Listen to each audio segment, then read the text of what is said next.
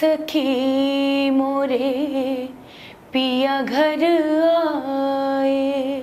Wow, बहुत खूबसूरत आवाज है। Thank you. नमस्कार, आप देख रहे हैं सुर सफर और मैं हूं आपके साथ नीतू सिंह। ग्रेटर जम्मू के चैनल में आप सभी दर्शकों का स्वागत है। आपने जिनकी आवाज सुनी, इनको कौन नहीं जानता। जम्मू की आवाज या कहें जम्मू कश्मीर की आवाज, सोनाली डोगरा, जिनसे आज सुर सफर में करेंगे हम एक खास बातचीत। तो चलिए करते हैं सफर की शुरुआत, जानते हैं सोनाली डोगरा का ये सफर सिंगिंग का कैसे शुरू हुआ। सोनाली डोगरा, आपका ग्रेटर जम्मू के चैनल में स्वागत है। Thank you so much. Jammu की ही आवाज नहीं कहेंगे हम आपको, जम्मू कश्मीर की आप आवाज है। जब आप गाती हैं तो वाकई में लगता है सरस्वती माँ आपके गले में विराजमान है। Thank you so much. Sonali, कैसे सफर की शुरुआत हुई? सफ़र की जो शुरुआत है वो बिल्कुल स्कूल टाइम से ही हो गई थी। बचपन से ही बहुत ही सपोर्ट रहा सबका, और मैं खैर इस फील्ड में नहीं आना चाहती थी क्योंकि मुझे शुरू से यही शौक था कि मैं टीचर बन जाऊं या डॉक्टर बन जाऊं। तो लेकिन मेरी फैमिली ने मुझे बहुत सपोर्ट किया। उन्होंने हमेशा ये चीज़ कही कि आपकी आवाज़ अच्छी है, और मेरे टीचर्स ने भी उस टाइम यही चीज़ कही मेरे पेरेंट्स को कि ये बहुत अच्छा गुनगुनाती है, ये अच्छा कर सकती है, इसे सिखाइए आप। तो बस जैसे टीचर्स ने घर में ये मैसेज पहुंचाया, वहीं से जर्नी स्टार्ट हो गई। तो सोनाली, कभी लाइफ में ये सोचा कि नहीं, मैं तो ये करना नहीं चाहती थी लेकिन मुझे जबरदस्ती इसमें धकेल दिया गया, अब मैं शायद अपनी फील्ड चेंज कर दूंगी, लेकिन जैसे जैसे नाम आगे बढ़ता गया तो वो जो आपने सपना सोचा हुआ था वो आपका साइड पर हो गया?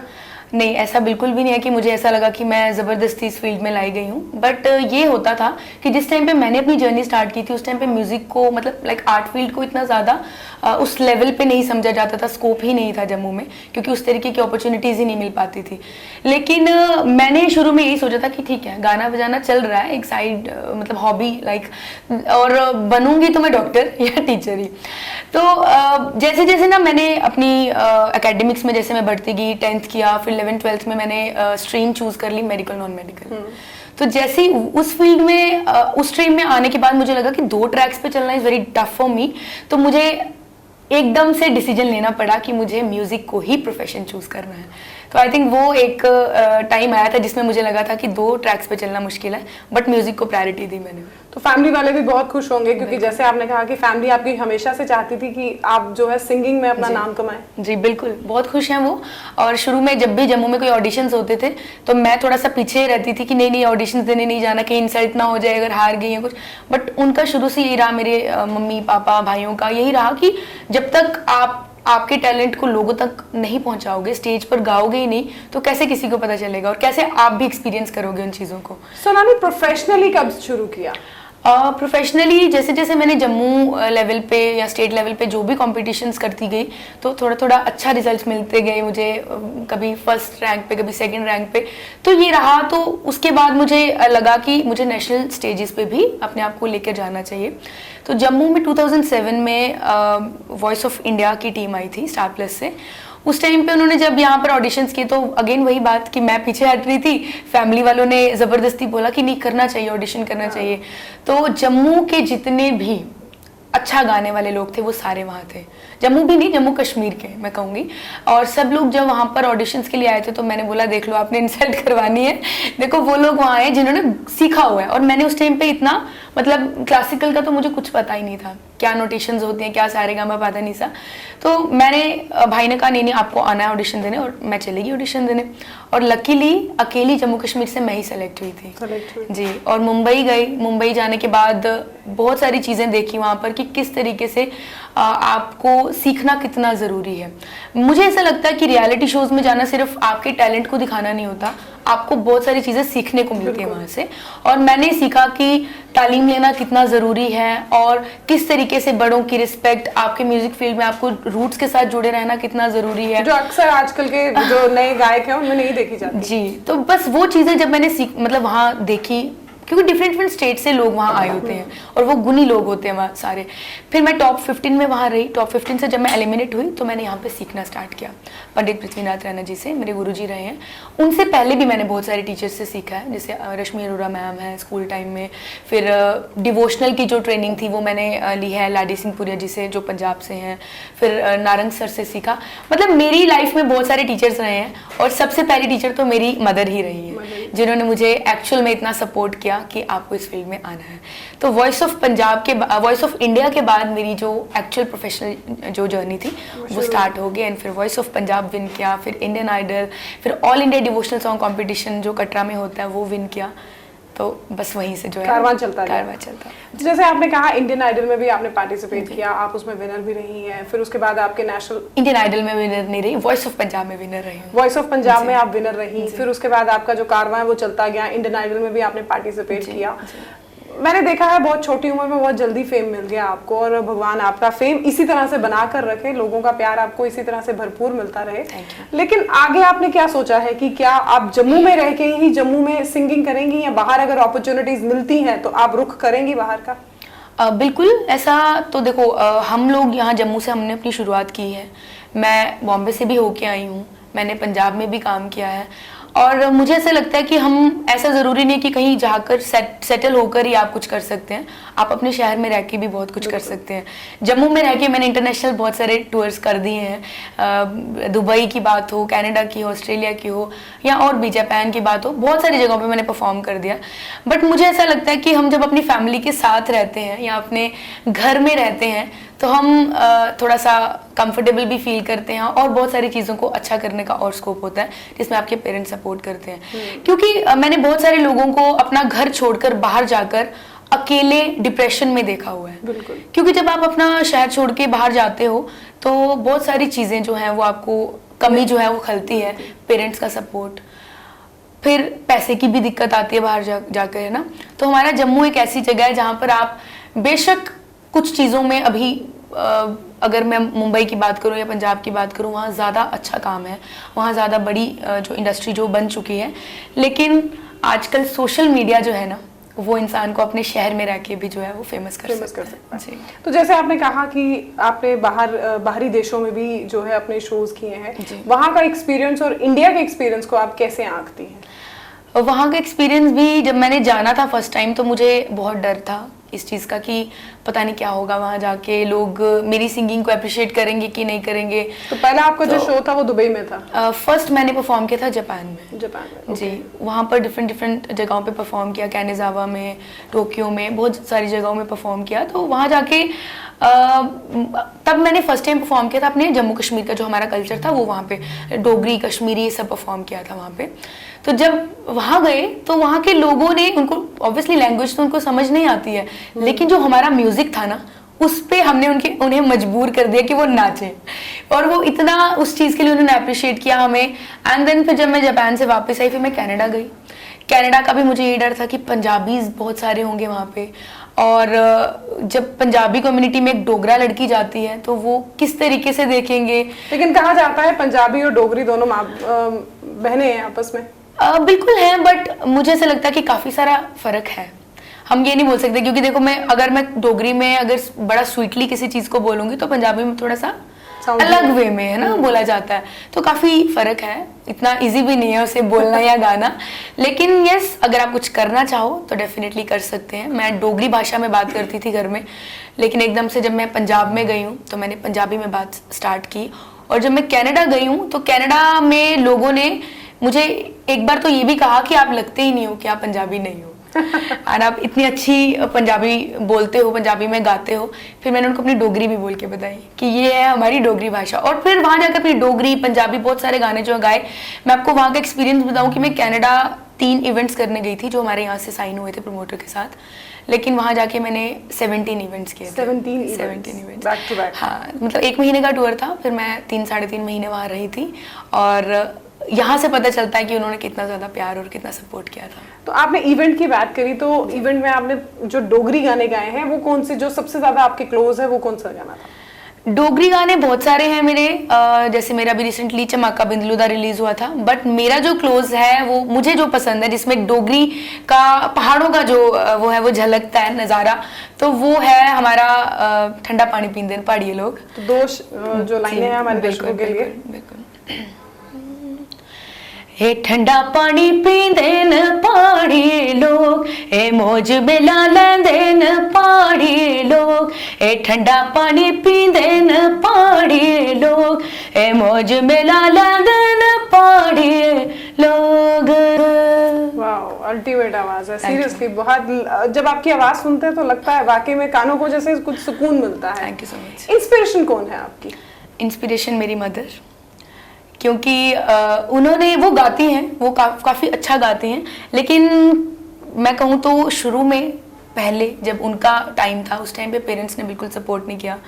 इनफैक्ट बाहर नहीं निकलने देते थे कि म्यूज़िक तो दूर की बात, लेकिन मेरे नानू भी अच्छा गाते थे, मेरी मम्मा उनसे सुन सुन के वो भी गुनगुनाती थी, लेकिन जो उनका शौक पूरा नहीं हुआ वो उन्होंने मेरे में देखा कि इसकी भी आवाज अच्छी है, और वो मेरे को देख के अपना शौक पूरा आपके करती माध्यम है। से अपना शौक पूरा बिल्कुल किया। बिल्कुल। सोनाली, मैं एक पर्सनली आपसे सवाल पूछना चाहूंगी। जिस तरह से देखा जाता है कि जब भी फेम मिलता है तो लोगों के सर पे वो चढ़कर बोलता है। आपसे बातचीत हुई, और जो पर्सनली भी जो लोग आपको जानते होंगे सबका ये कहना है कि आप बहुत डाउन टू अर्थ हैं। मैंने भी ये फील किया है, लेकिन मैंने बड़े सारे यहाँ पर आर्टिस्ट देखे हैं जिन्हें फेम मिला है, लेकिन उनका फेम जो है सर चढ़कर बोला है। तो कितना जरूरी है एक आर्टिस्ट को जमीन के साथ जुड़े हुए रहना? देखो, सबसे पहले तो मुझे ऐसा लगता है कि जिस इंसान के पास कुछ नहीं होता, लाइक जो खाली घड़ा होता है ना, वही जो है वो छलकता है, और जो भरा हुआ होता है वो नहीं छलकता। और मुझे ऐसा लगता है कि जिन लोगों ने, मैं तो भी, मेरी जस्ट अभी जर्नी स्टार्ट ही है, मैं नहीं अपने आप को समझती कि मैं कुछ बन गई हूँ। बहुत सारी, क्योंकि एक्सपेक्टेशंस बढ़ती हैं, अगर मैंने कुछ आज थोड़ा सा भी अचीव किया तो इसके ऊपर और बहुत कुछ बाकी है।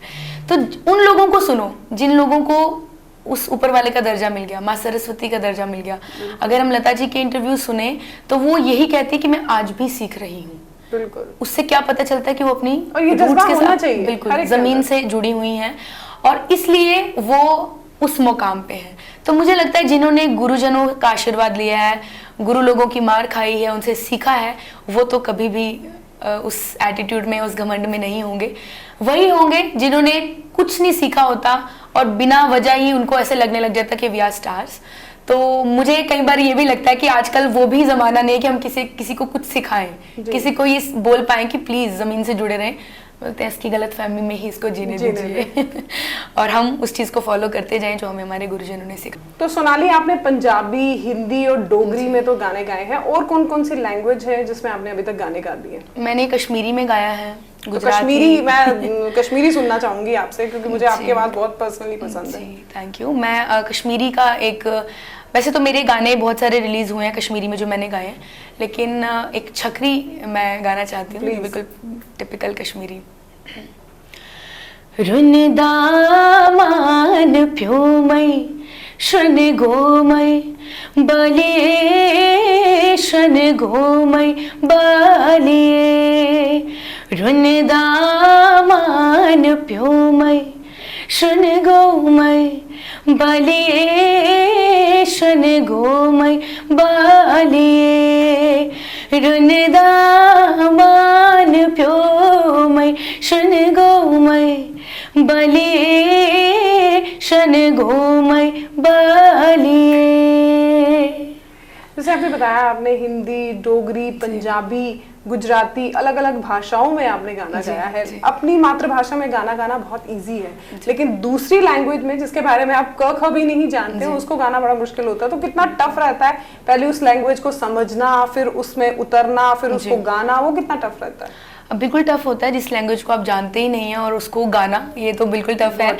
और बट मुझे ऐसा लगता है, मुझे चैलेंजेस एक्सेप्ट करना बहुत अच्छे लगते हैं, क्योंकि और अगर आपको किसी से अलग दिखना है तो आपको कुछ ना कुछ अपने में वो क्वालिटी जो है वो लानी पड़ेगी जो आपको किसी और से अलग करे, क्योंकि गा तो बहुत सारे लोग रहे हैं ना, बिल्कुल।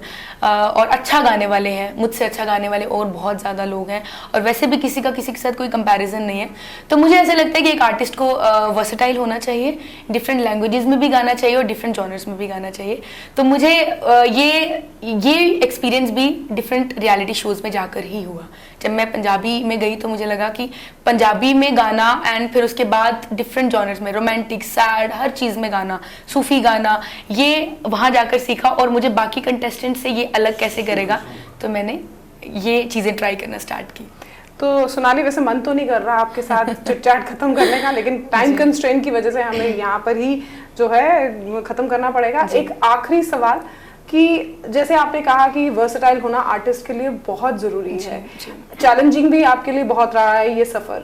सबसे चैलेंजेबल टाइम कौन सा था और एम क्या है आपकी? और आखिरी में जो मेरा ही नहीं, सब जो आपको ऑडियंस सुन रही है उनका सवाल होगा कि वो गाना जो सोनाली अक्सर गुनगुनाती हैं वो जरूर हमें सुनाइएगा। जी बिल्कुल। और जिस बात की आपने बात की है कि क्या एम है या लोगों को है ना क्या चीज़, मुझे ऐसा लगता है कि मेरा शुरू से ही एक, जैसे मेरा इंटरव्यू शुरू हुआ तो मैंने आपको बताया कि मेरा डॉक्टर बनना मुझे था शुरू से कि मैं डॉक्टर बनूंगी, तो मुझे शुरू से ये चीज़ रही। लेकिन फिर मैं म्यूज़िक फील्ड में आ गई, तो म्यूज़िक फील्ड में भी जो आशीर्वाद या जो लोगों की तरफ से सपोर्ट मिल रहा है, मैं बहुत ज़्यादा खुश हूँ। क्योंकि हर एक इंसान का एक ड्रीम होता है कि लोग हमें जाने, है ना, वो फेम मिले, वो ऊंचा नाम हो, और वो उस परमात्मा की देन से मिला है, सब गुरुजनों के आशीर्वाद से मिला है। अब जो डॉक्टर वाला सपना था ना, वो मैं अब पूरा कर रही हूँ, मैं पीएचडी कर रही हूँ। तो मुझे यही है कि बेशक म्यूजिक में है लेकिन डॉक्टर तो लगने वाला है ना, नाम के आगे पढ़ाई तो जो मेरा एम है। जी। और जो चैलेंजिंग रहा है वो ये रहा कि पढ़ाई के साथ साथ म्यूजिक को किस तरीके से वो एक बैलेंस करना बड़ा जरूरी होता है। तो पढ़ाई, हमारी फील्ड में क्या होता है कि यूजुअली लोगों को लगता है कि गाने को प्रायोरिटी दे दो, पढ़ाई को छोड़ो। लेकिन आज के दौर में आपको पढ़ाई बहुत जरूरी है। जब तक आप पढ़ेंगे लिखेंगे नहीं, आपको बात करना नहीं आएगी, आपको पता नहीं चलेगा कि किस तरीके से आप अपने म्यूजिक का भी जो है वो अपने लोगों के सामने प्रेजेंट करेंगे अपने टैलेंट को। तो मैं दोनों चीज़ों को बैलेंस करके चल रही हूँ, वो इस तरीके से कि अब पीएचडी पे पहुंच गई हूँ। आफ्टर 12th मैंने छोड़ दिया था, मुझे लगा कि मैं ब्रेक ले लेती हूँ, लेकिन फिर उसके बाद मुझे लगा कि नहीं, कंटिन्यू करना चाहिए, और फिर मैंने इसे कंटिन्यू किया। और बस वही चैलेंजिंग है कि म्यूजिक और पढ़ाई को बैलेंस करना। एंड बाकी बहुत एंजॉय करती हूँ मैं अपने काम में, किसी भी इवेंट में जाती हूँ तो टेंशन हो, बीमार हो, वो सब घर छोड़ के देन स्टेज पे फिर बस मस्ती में लोगों के साथ परफॉर्मेंस रहती है। और गाने की बात है, जो मेरा फेवरेट सॉन्ग है वो है आज कोई जोगी आवे, जो मेरा रिलीज हुआ है मेरी ही आवाज़ में और मेरे ही यूट्यूब चैनल नाट्य रूट्स प्रोडक्शंस पे। बाकी भी मेरे सारे जो गाने हैं वो नाट्य रूट्स प्रोडक्शंस पे ही आते हैं, और बहुत जल्दी बहुत सारे ट्रैक्स जो हैं वो आने भी वाले हैं, डोगरी, पंजाबी, बहुत सारे गाने जी। तो गाने की कुछ लाइन्स मैं सबके साथ साझी करती हूँ। मैनू चढ़िया रूप दा ज़हर, प्यार दी बीड़ सुना जावे, नी अज कोई जोगी आवे, नी अज कोई जोगी आवे। बहुत खूबसूरत आवाज है आपकी। तो ये थी हमारे साथ सोनाली डोगरा, जिन्हें हम बेस्ट विशेस देते हैं फ्यूचर के लिए। सोनाली, हमारी ग्रेटर जम्मू की टीम की तरफ से आपको बहुत बहुत शुभकामनाएं और ऑल द बेस्ट फ्यूचर के लिए। तो ये छोटी सी मुलाकात सोनाली डोगरा के साथ, जम्मू की ही नहीं, जम्मू कश्मीर की आवाज, जिन्हें कौन नहीं जानता। महज बहुत छोटी उम्र से ही ये सिंगिंग में जो है इनका शौक था, लेकिन कहते हैं ना, जहां किस्मत ने लिखा हो वहां वो मुकद्दर आपको उस तरफ खींच के ले ही जाते हैं। तो सोनाली के साथ भी कुछ ऐसा ही हुआ। डॉक्टर बनना चाहती थी लेकिन मुकद्दर ने कुछ और तय किया था, और जम्मू कश्मीर की आवाज बनकर सिर्फ जम्मू में ही नहीं विदेशों में भी इन्होंने अपना नाम कमाया है, और साथ ही साथ जम्मू कश्मीर के नाम को भी आगे बढ़ाया है। क्या कुछ कहना चाहते हैं इस वीडियो के बारे में? कमेंट सेक्शन में कमेंट करके जरूर बताइएगा। तब तक के लिए मुझे दीजिए इजाजत। कैमरामैन अजय जाडू के साथ मैं नीतू सिंह, ग्रेटर जम्मू के लिए। धन्यवाद।